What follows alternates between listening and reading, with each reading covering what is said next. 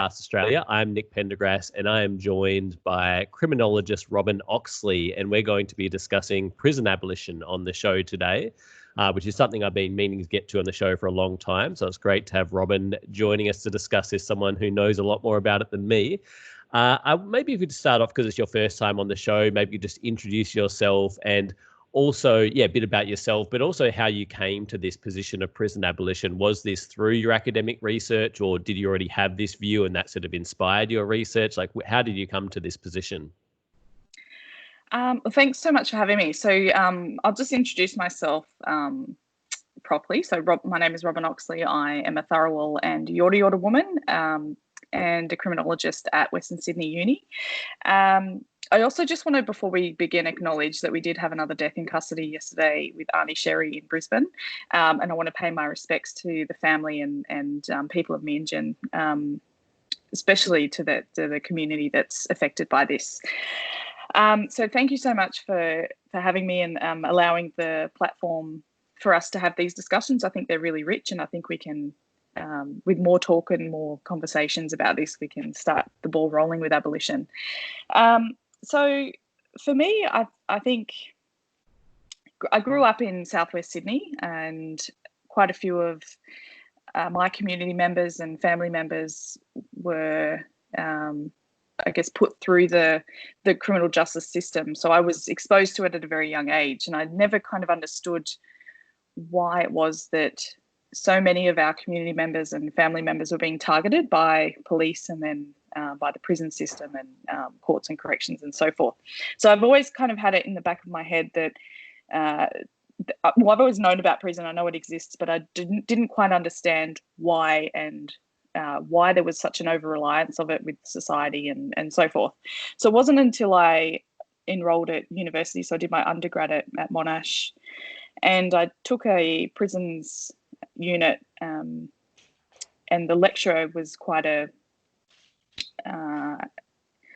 I guess, involved in prison abolition and really believed in it and explained it a little bit easier. And I think I connected really with what she was saying with prison abolition. So I think from that stage, I knew, yes, okay, we can. There is scope for this. This can happen.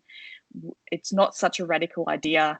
It's just that it's an unknown. So it's, with everyone in society, it's this fear of the unknown. We've got an over-reliance on prisons, and how do we move away from that as a society and stop thinking that punitive measures are the way to go? So I think, today I really want to kind of unpack what that is about and how we can see this as an opportunity to move away from prisons and move away from the punitive approach to sentencing even, and what it actually means to dismantle such systems as prisons.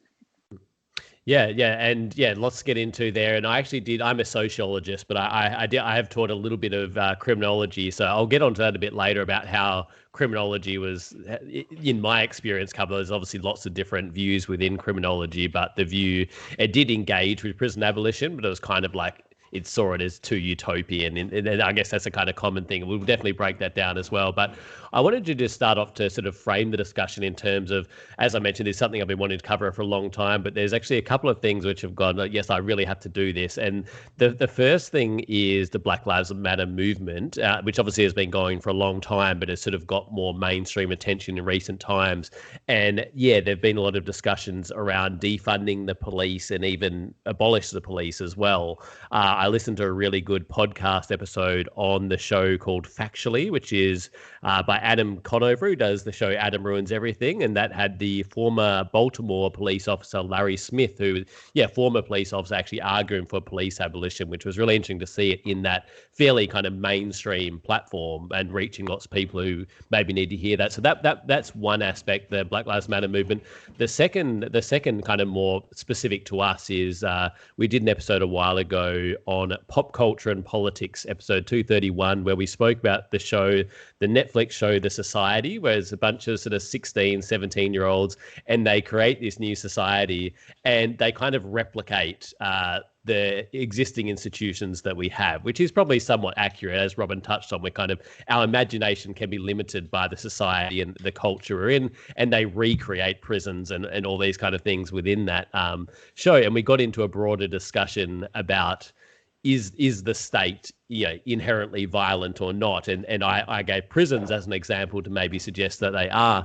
So maybe as a starting point, just to build on that episode, to get your view on, are prisons inherently violent? Or I guess I would say maybe the dominant approach is more that they're just done wrong and then they become violent. But I wonder if you have any thoughts on that more philosophical question to start things off.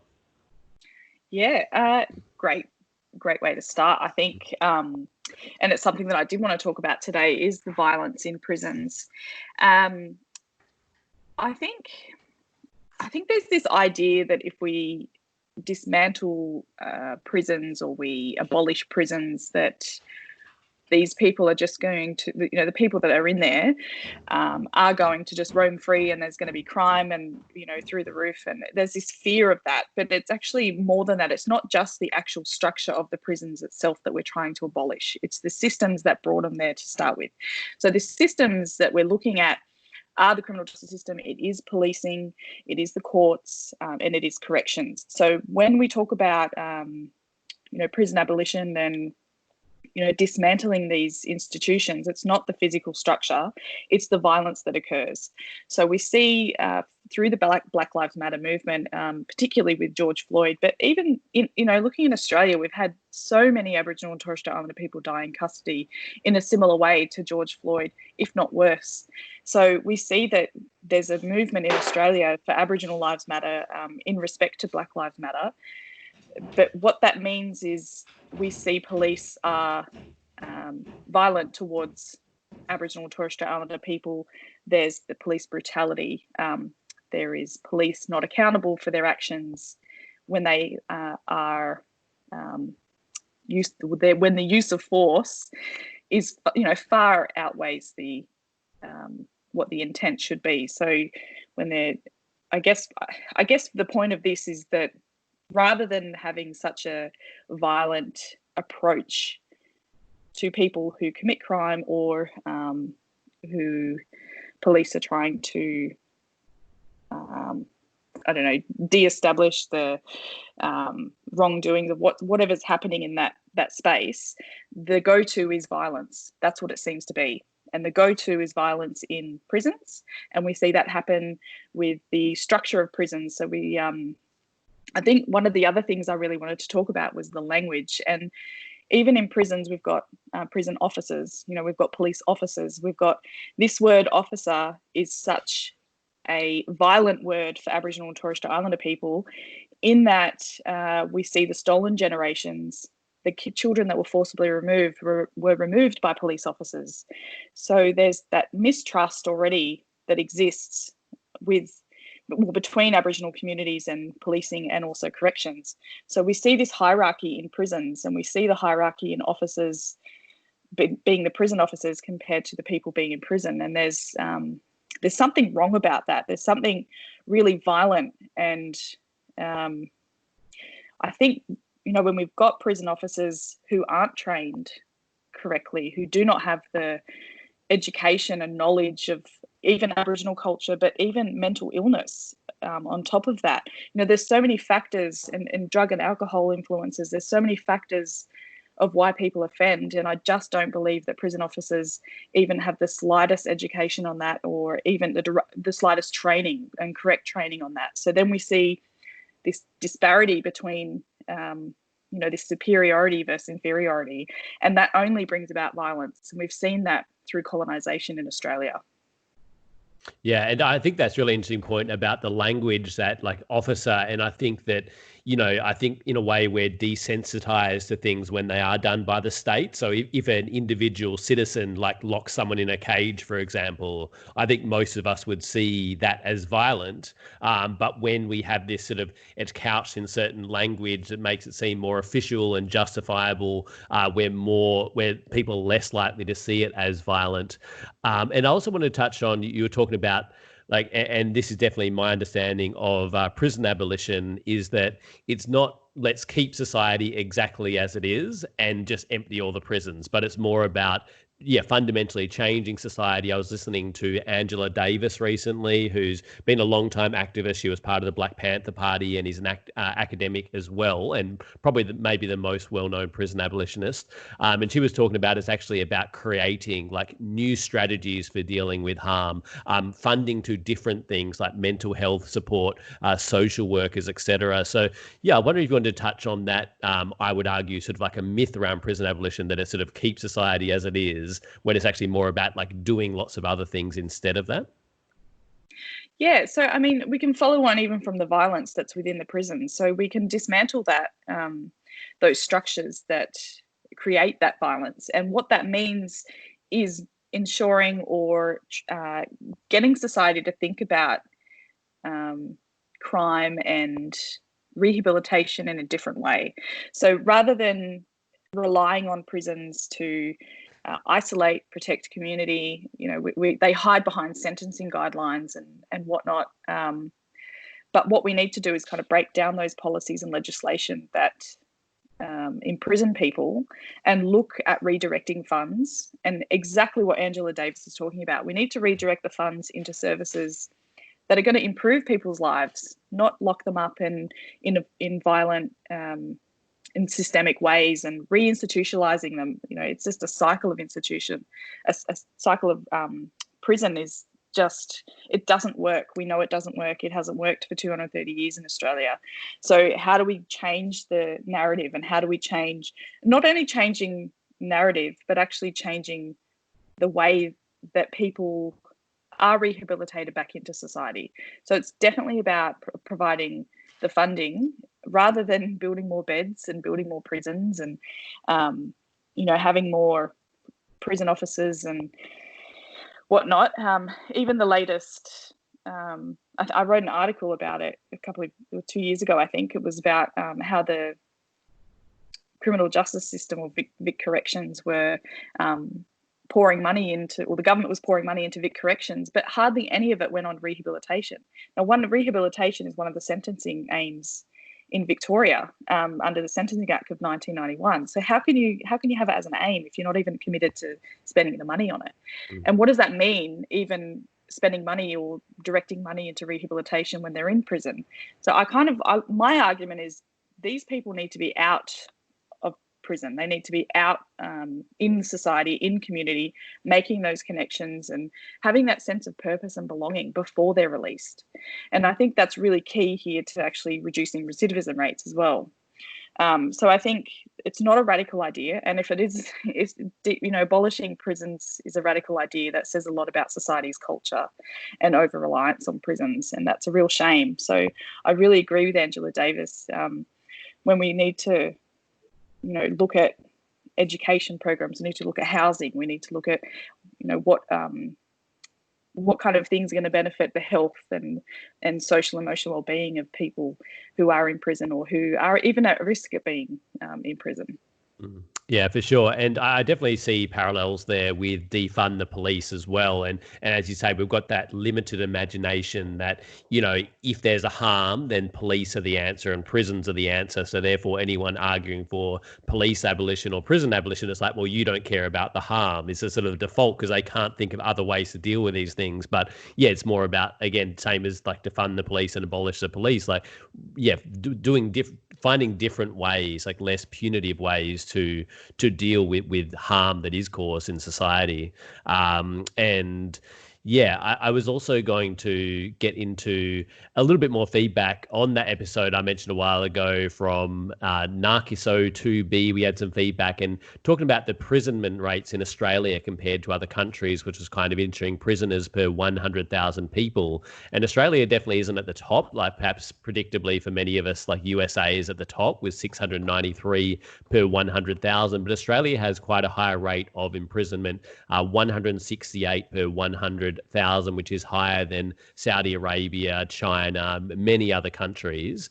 And also this same listener gave us feedback, brought in a person called Evgeny Pashukanis, who's a Marxist Soviet legal scholar who wrote in the early 1900s, but made the point that legal systems, instead of helping to promote justice, tend to promote more inequality.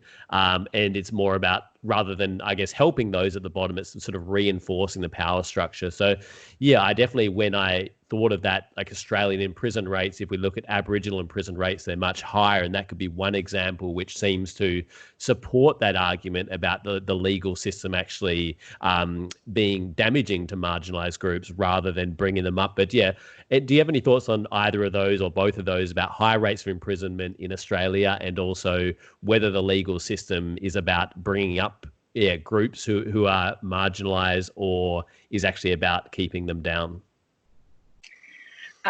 Yeah, I do actually. So the national imprisonment rate as of 30th of June last year was actually 219 per 100,000. So it's increased significantly. And unsentenced prisoners. So, I mean, you know, that's the other side of the coin. We've got unsentenced people on remand, and then we've got sentenced prisoners. Remand is just becoming such a growing statistic and increased in imprisonment rates that people don't seem to want to talk about and don't want to look at.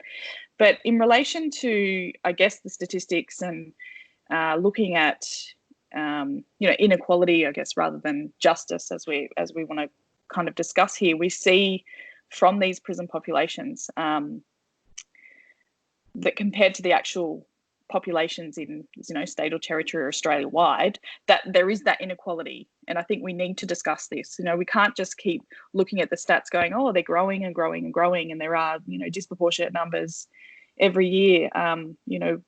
It's not the case that Aboriginal people or Aboriginal populations in general are growing. It is the imprisonment population of Aboriginal and Torres Strait Islander people that is growing significantly. So I guess stats obviously can be flawed and what have you. They have their place in research, but for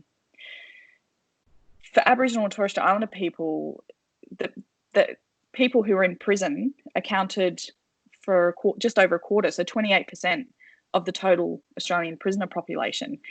Now, if that's not inequality, I don't know what is. If you've got, almost 3 out of 10 people entering the prison system are Aboriginal, there's an issue there. And it's not about just sentencing. It's not about the courts. It's about policing. So the most common offence or charge for an Aboriginal or Torres Strait Islander person was acts intended to cause injury. So out of the 28%, I think 34% of those prisoners or people in prison were charged with that offence, and then followed by unlawful entry with intent. So if they are acts of violence or, physical assault or unlawful entry, what does that actually mean? How are we going to unpack that and understand why this particular crime or offence is more susceptible for Aboriginal and Torres Strait Islander people than non-Aboriginal and Torres Strait Islander people? So I think, we need to kind of strip it back a bit more and look at policing. So the reasons predominantly from a colonised context, and it involves so much more than just the court system, as I said, being blamed. So if we strip it back and look at policing, particularly over-policing, so we see the over-surveillance of Aboriginal and Torres Strait Islander people. There was an article that came out on New South Wales. They had the suspect target management plan where they surveillanced youth, and most of them were Aboriginal and Torres Strait Islander youth. So even from a young age, as young as 9 years of age, we've got police targeting and following and over-surveillance of Aboriginal and Torres Strait Islander people. So how do we kind of break that, or those policies and those task force, I think is what they call themselves. So it's about police discretionary powers. Do we take them away? Do we redirect them in some way? Communities, I guess, in particular youth, have that mistrust with police. Like I said, it was, the stolen generations and the forcible removal of children were by police. And we've seen intergenerational trauma and how that impacts on communities and individuals. But I think as well, it's got a lot to do with under-policing as victims. And I say this because there is this systemic racism that exists, and this extends beyond the criminal justice system and into services that have been established to help those in need. I think to unpack this just a little bit further and explain what I mean in a little bit more clearer is that there are services out there that are aimed at family violence or homelessness or health, education, housing, that only benefit those in society who are not Aboriginal. And we see this because of the social constructs of Aboriginality, and they're far too entrenched in the system that has constantly and continually labelled Aboriginal people as inherently criminal. So we see evidence of this in recent days, like I spoke at the start of this with Arnie Sherry in Brisbane, Ms. Du in WA, Rebecca Ma in Maitland in New South Wales, and Arnie Tanya Day in Victoria. You know, they were all arrested and died in custody through a punitive approach as opposed to what should have happened, which was a health response and support through family violence services. So we see that they are under-policed as victims, however, over-policed through the surveillance and through constant, intervention of policing. Mm.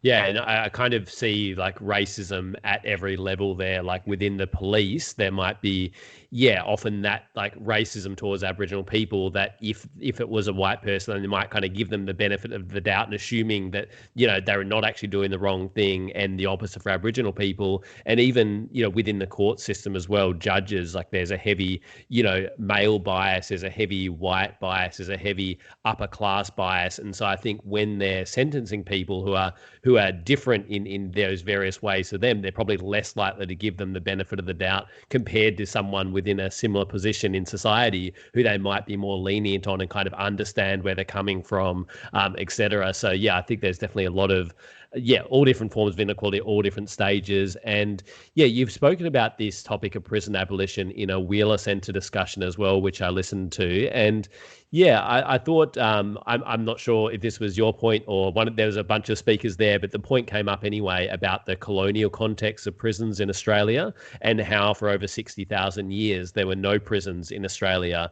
And I was just wondering, if you'd like to talk about the colonial context, but also I think I mentioned I'm a sociologist. I've taught a little bit of anthropology as well, but there was often this, and probably still today, but particularly older anthropology was very like condescending towards Indigenous people, and was just sort of studying these groups as like a novelty, not as something, as communities that we can actually learn from and incorporate ideas from, et cetera. And so I was curious, and obviously there's all kinds of different Aboriginal communities in Australia who had all kinds of different methods, but I guess they all shared that idea of having alternative ways of dealing with harm other than prison. So I was wondering if you did have anything that we can learn from Aboriginal communities about alternative ways of dealing with harm without the use of prisons. Yeah, so I think we talk a lot about myths and so forth, and I think there's a huge myth about decolonising the criminal justice system or decolonising courts or prisons, or you cannot decolonize something that wasn't there to begin with. So what I mean by that is, there's this idea that we can decolonize the criminal justice system. It wasn't here pre-1788, so you cannot decolonize something such as that. And you also cannot decolonize a system that was designed and established and made for white people in relation to how that then how you can decolonize that and include Aboriginal and Torres Strait Islander people. It doesn't work like that. So when we talk about prison abolition and especially in relation to the criminal justice system, it is about dismantling the structures that were set and created. So I think that that talk at the Wheeler Centre and about the colonial context, pretty much all of aspects of the criminal justice system were introduced. They're an introduced species into Australia. We didn't have those structures set. We had different structures, as you say, structures that I guess were a lot different to European settler ideas of what criminal justice should be. And I think for early on anthropologists, they couldn't understand. They just could not understand for the life of them, because all they did was compare Aboriginal culture to British culture. And when you're an anthropologist and you're coming into a space that is unknown, for me, you're supposed to have a a clear slate, that tabula rasa. You're supposed to have a, clear mind, and that you're observing, not comparing. And I think that was the main difference with anthropology. And even now, we see that there is so many comparisons. If we look at the way that the Māori, the Waitangi Treaty, as much as there is contention about that, there is a system of cultural relations between the Māori and the British that they could understand. There was that, they had the chief, they had the hierarchy of people, whereas in Aboriginal culture, it was all about knowledge and sharing knowledge rather than power. And I don't think that is something that European settlers could understand and could relate to. So it was always that, well, they must be primal, they must be savages, because they don't have a system such as ours set in place. So there's this idea then that, well, if they're not like us, then they need to be criminalised, right? So you're not going to adhere to it, you're not going to assimilate to us, and you're going to fight it by practicing your culture or talking your language, or the way that children are raised in an Aboriginal community is a lot different to what it would be in a European settler. So it's that the relationship was never understood to begin with. So then European settlers and governments and policies and legislation then was aimed at removing those children, because they couldn't see the benefits in them staying with Aboriginal and Torres Strait Islander families and communities, because they would never assimilate. And that's what it is about European settlers, is this forced assimilation. And we see it continue now.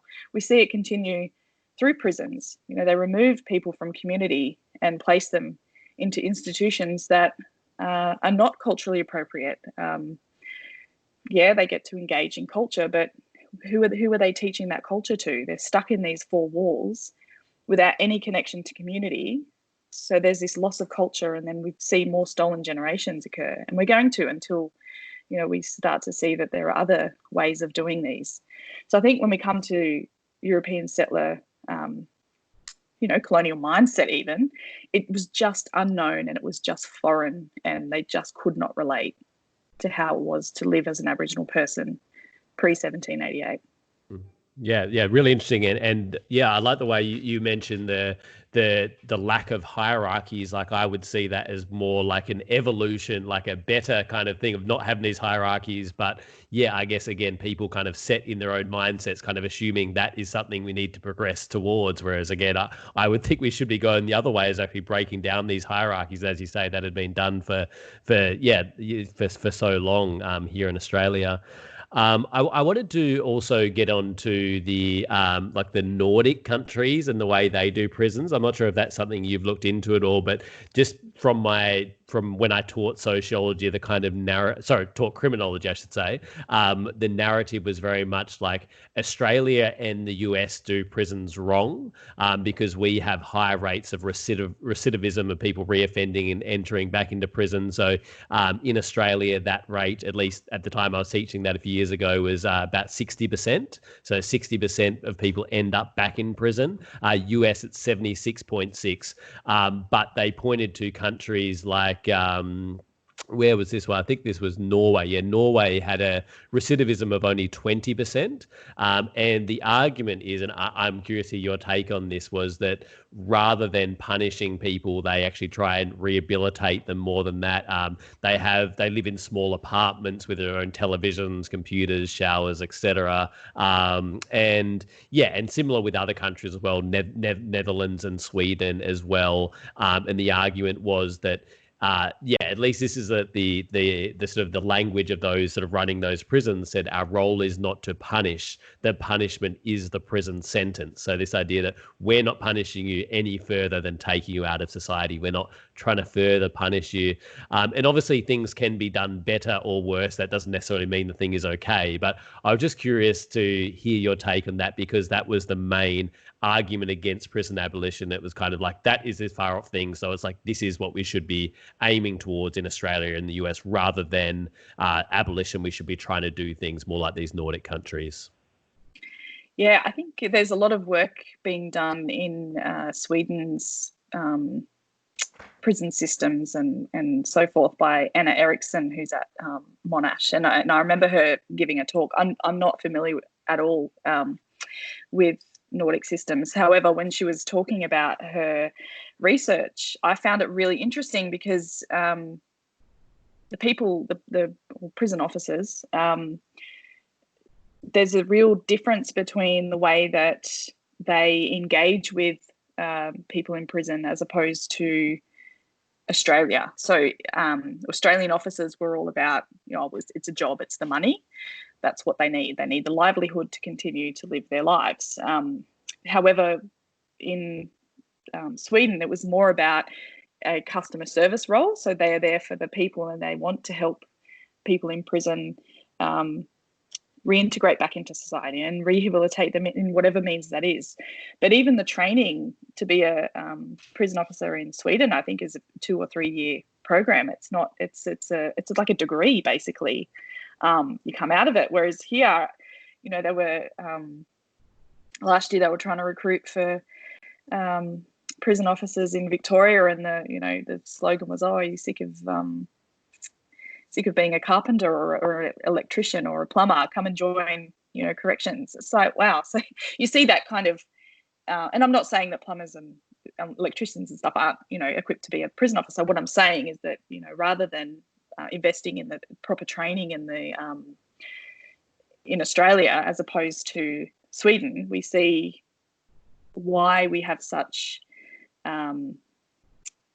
defiance, I guess, against what a prison officer should be and how they should act towards people in prison. And we see that hierarchy and this, that superior and inferior that I spoke about before, as opposed to Sweden, where everyone is equal. And, the main aim is to get them back into society and reduce recidivism. So get them to not offend anymore and get them to, I guess, commit to society too. So there's this real, I guess, idea that, if a community invests in you, you're going to invest back into the community. So I see that in Sweden as opposed to here in Australia, and obviously the US with the high recidivism rates, because we're not serious about rehabilitation as opposed to other countries. Yeah, and they did mention as well that there was, these education and skill building training programs in Norway, for example. Obviously, we do have them to an extent, but I wanted to also mention I'm a presenter on 3CR as well. I do a show called Freedom of Species, an animal rights show on 3CR, and we've played and promoted at various times Beyond the Bars, which is on 3CR, which features Aboriginal and Torres Strait Island inmates.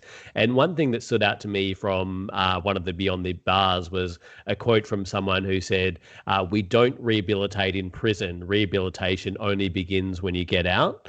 And that was very sort of powerful to me that, again, we have these different aims of sentencing and, rehabilitation in there, but like so is punish. And I feels like the punish sort of overcomes that rehabilitation. Like, it seems like, those different aims, and even came up in that course that I taught, those aims are kind of in contrast to each other in a way, right? Trying to punish someone at the same time as rehabilitate them. Yeah, I think rehabilitation is absolute. I think it's a lie, to be honest. I don't think it's real. I think it's just in there to give false hope to anyone that is in the prison system. And I think, when you look at the education programs and art programs and whatnot, they're always held on behaviour. So it's, if you behave good, you get to do these things. It shouldn't be about that. It shouldn't be about whether you behave or not in prison. The prison is the punishment. That's what we're seeing in the Nordic countries, like you just said. The prison is the punishment, not not while you're in there and you're continually being punished for something that you did. You could have done it years ago. And I think when it comes to rehabilitation, I don't know how serious government is about it, and I don't know how serious corrections are about it in general. And but we definitely have it wrong in Australia. I don't know whether it's it definitely shouldn't be in the sentencing games, because it's not a commitment and it's just not serious enough. Like you say, punishment overrules everything here. Mm-hmm. Yeah, and I wanted to get into a question which Yeah, I'm a vegan, and sort of vegans tend to roll their eyes when they get asked, like, where do you get your protein from? And I feel like this question is like the same kind of question, but for prison abolitionists. And it was interesting that it was, and I think we kind of have addressed this throughout the discussion, but I feel like if we don't specifically address, it'll be the first question that comes up. And going back to the Wheeler Centre discussion, this was the first question that came up, and I felt like the points from the panel were relevant to this, but again, I feel like with prison abolition, if we don't specifically address it, it's going to be the first bit of feedback we get, which is, what do we do with harmful crimes? So yeah, to give a bit of context, I saw a while ago that more than 40% of prisoners in Australian prisons are serving sentences for non-violent or non-sexual offences. I'd include like the sexual offences within the violence as well. But anyway, more than 40% are in there for whatever, crimes of poverty, drugs, those kind of things. And so I'd imagine pretty much all our listeners could see that we could, like right now, without even necessarily changing anything, we could just let like a significant number of people out of prison. It wouldn't cause any harm. Like they shouldn't be in there. I feel like most of our listeners, or maybe all of our listeners, would agree with that we could, cut it in half or more very easily. But I guess the sort of question that tends to get, and again, I do feel like we have raised points that are relevant to this, but obviously there is actually legitimate harm, like violence out there in society. And what do we do with those people? How do we address that harm?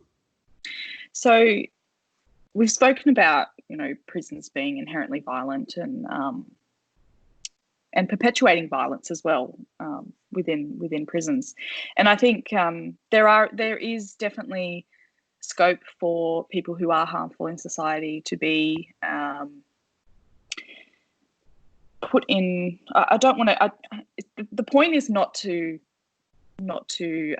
reshape prisons. Okay, the point is to have a safe place for everyone, whether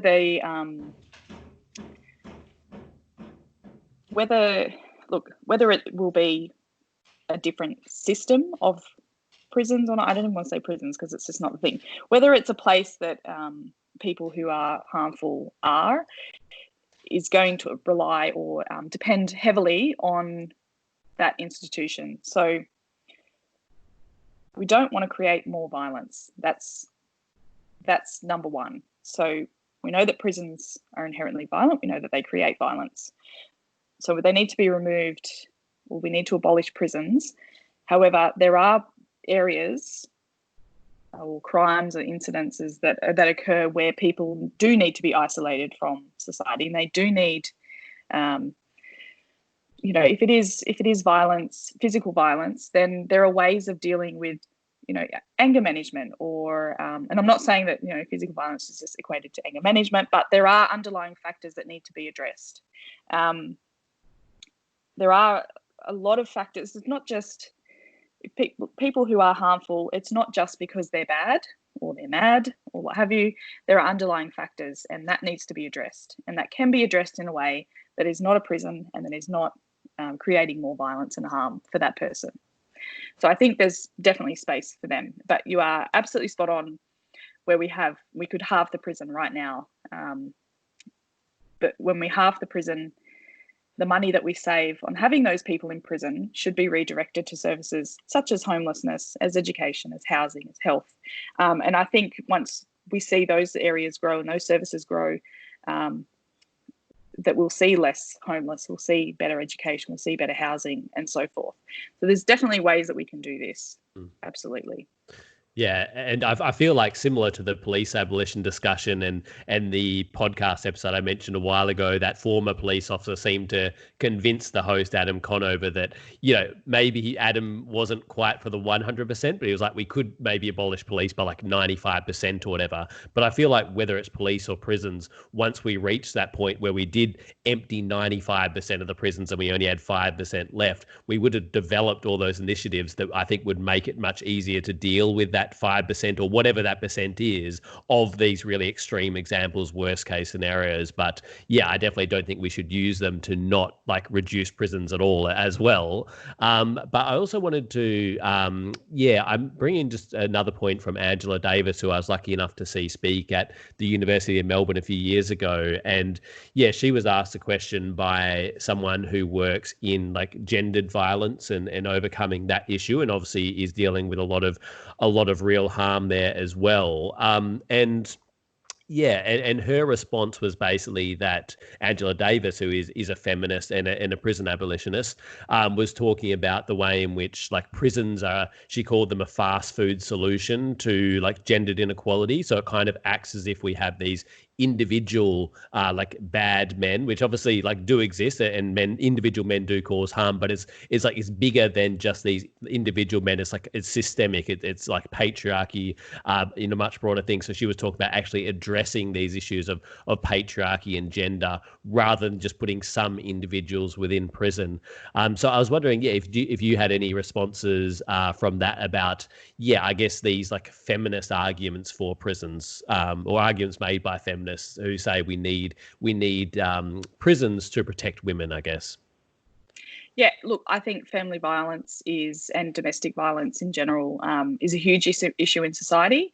I don't think it's perpetuated by prison at all, but I don't think prison helps, because what we need to be doing is looking at why men are treating and violent towards women. And I think the answer, like I said, is this over-reliance on prison. Now, prison makes them, it creates more harm and creates more violence. So when they're out, they've managed to be exposed to this violence in even further harm to the individual, so to the men. But I think it's more about the social issue of family violence and domestic violence as opposed to the punitive side. And obviously, harm against women and violence against women should not be tolerated and will not be tolerated in society. But there's a real silence towards it within society, and people who want to talk about it and don't want to talk about it. But I think it's something traditionally police have never gotten involved in even. So, what happened behind closed doors stays behind closed doors. And I think now we're starting to see a shift in that quite significantly, with lots of feminist and women's group talking up about violence against women. So, it's about educating society into what is right and what is wrong, but also educating the men. It's not the women's fault that the men are violent towards women. It's the men that need to be examined and looked at as the problem. Yeah, and I also, on this topic, I also wanted to just give another podcast recommendation I'll put in the notes that people have listened to. There was a good episode of the podcast called Vegan Vanguard podcast called episode 9, Me Too and the Threat of Carceral Feminism. And so carceral feminism is basically like using police and prisons, etc., to deal with that issue. And one example they gave on that episode was that, I believe this was an American statistic, and I can't remember the exact number, but it was something like, police officers are 5 times more likely to commit family violence than the average citizen in the US. And again, check that episode out for the specific thing, but it was significantly higher than the average citizen. And so it was like, by putting like the fate of women in these cases in the hands of police and prisons, it's not necessarily helping those women, because again, that it kind of assumes that police and prisons, etc., are better when it comes to gendered violence, the general population, which doesn't seem to play out in the data, I guess. Yeah, I find that really interesting, actually, that police are, more or higher rates of committing family violence, as that podcast said, because, we're supposed to call on police when we have, family violence and domestic violence in the home. And it's quite ironic that, why would you call someone who is a perpetrator and such? And we see police brutality all the time in public, in society, and especially for Aboriginal and Torres Strait Islander people directed at those communities. Like there's that mistrust and distrust of policing that, is just, there's no way in hell, no way that people would rely on police. Yeah, yeah. And again, if we look at like those kind of figures or figures of Aboriginal incarceration, we see like that is a rational fear, like a rational fear of police, like very much based on what's going on. And I wanted to sort of finish things up talking a little bit about sort of arguments for abolition and sort of working towards abolition, etc. And one thing that came up in the Wheeler Centre talk, and it also came up in that unit, criminology unit I taught a while ago or tutored in, and one argument for abolition, or even, you know, whether how people use this argument varies, but some might argue for heavily reducing prisons based on this, but is the economic cost of prisons. So yeah, at the time of this anyway, Australia spent about $14 billion on prisons, and it cost, basically just over $8,000 a year to keep an offender in community corrections, to keep someone in the community, but over 82,000 to keep one prisoner in prison for a year. So it's about 10 times more costly in an economic sense to have someone in prison versus keeping them in the community. And so I was wondering, your ideas on these arguments. Like, do you think these economic arguments are useful, or do you think they kind of feed into too much of a sort of a neoliberal paradigm? We should be sticking more towards social justice arguments around, anti-racism and high rates of Aboriginal incarceration, those kind of things. Do you think that the economic arguments should be sort of part of our arsenal as prison abolitionists? I 100% think it should be part of our argument. And I think, when it comes to spending money on prisons and how much is spent per year, or per day even, per person in prison, it's alarming. I know Jared Ball, who is the CEO or executive director of a company in New South Wales that looks at